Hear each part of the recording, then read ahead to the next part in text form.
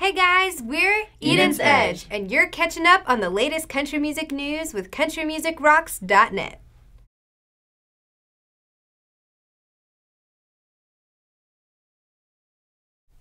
I think when we reflect back on what we've gotten to do, I think what comes to my mind is that we're pretty darn lucky people. And we were talking about it yesterday. Definitely the Opry debut was a big moment. The Ryman, Opry at the Ryman was huge.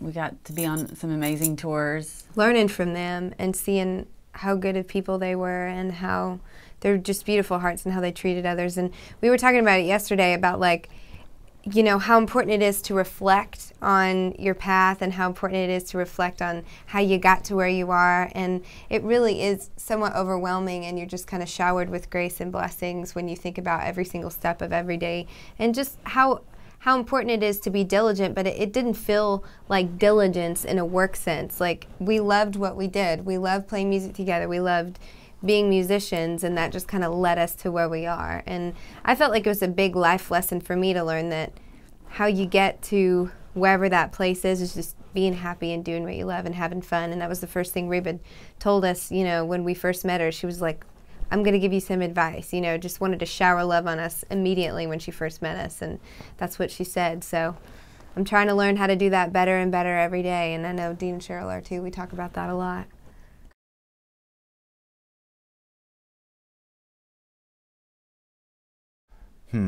That's a good question. I mean, there's so many songs that we love we love all the songs, of course, on the record. But I think if I was going to choose one, I would choose Cherry Pie, just because it, you know, it's a song that I wrote. Actually, we wrote it about Hannah. We got together and we wrote it, and we called her and asked her for just some tidbits on her story.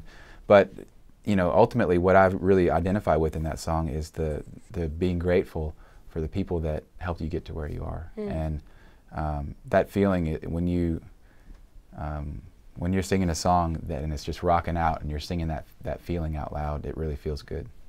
It also feels good because you feel the audience connecting with that as well. You know, I think it's, you know, especially in country, I love that country people and country music listeners really value, you know, good hearts and appreciation. And so I love singing that song, especially not only because it's one of the most beautiful gifts I've ever been given, but because I feel like that it connects us with the audiences that we're singing with, and that's our most favorite thing to feel.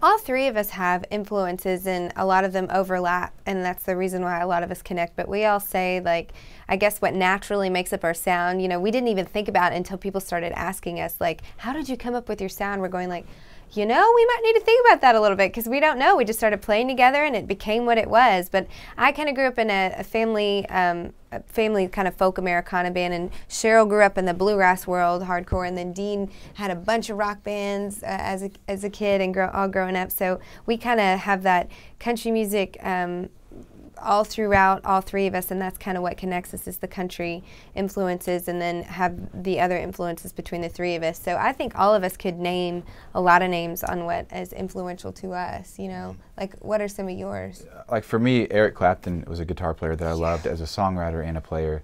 And then Jerry Douglas from Alison Krauss's band. He's an amazing dobro player, and he was my main influence in learning to pick up the dobro. And then Daryl Scott as a songwriter. He's somebody that we all three really, really respect. Yeah. Alison Krauss is definitely one of my biggest influences growing up. And then, you know, Tony Rice as a guitarist, Adam Steffi as a mandolin player, Earl Scruggs as a banjo player. You know, I think Dolly Parton as a songwriter and as a singer and an interpreter of songs. I could go on with my list, but those are definitely my main people. For me, as a female vocalist, I really do kind of, not even thinking about it naturally, tend to lend myself towards other female vocalists that inspire me, and I've kind of, you know, like I said earlier, you have the blessing when people ask you those questions to kind of analyze why you make the decisions that you make. And so kind of what I've discovered is I really like unique character-filled voices, and I like voices that show emotion, and so I like to belt out those notes, and I like to kind of show a variety. But I really, at the end of the day, when you hear the song that we do in our instrumental ability and in our vocal ability, we hope that you feel the emotion of the song and that you feel like we've communicated that to you. So some of my favorite vocalists that do that are Mindy Smith, Natalie Grant is amazing with that, Dolly Parton, Natalie Maines, oh my gosh, a huge fan of her, Patty Griffin, obsessed with her. I mean, I have like probably 15 and 20. I couldn't name like my top favorites, because that's kind of the main group for me. But Alison Krauss is a huge one. Nancy Griffith is huge. All of us could go on and on.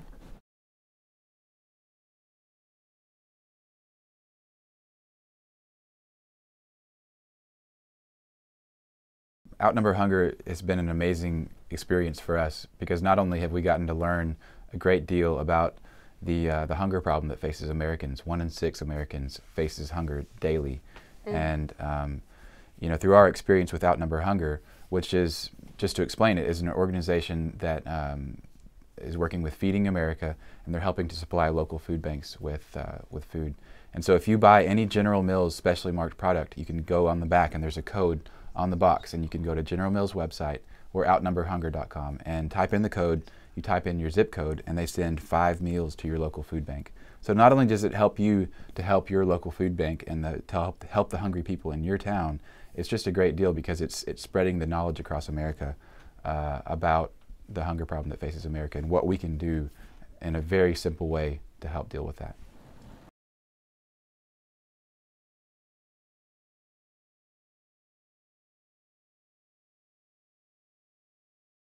Well, we have lots of exciting plans for that, I guess. We definitely, it's CMA Fest is coming up this summer, so we'll be doing a few things there that you can find out about on the website, edensedge.com. We'll be doing that. I know each of us have talked about going at like midnight to a store and buying it, and we'll probably have to have a Cracker Barrel breakfast at some point and get the Cracker Barrel version. That's right. And I know our families and friends that have supported us for the last 8 years are all excited about it. So if we could do something, you know, to celebrate with that group of people in Arkansas, that'd be really fun too. So I don't know. We haven't had specific plans, but we have lots of ideas. So.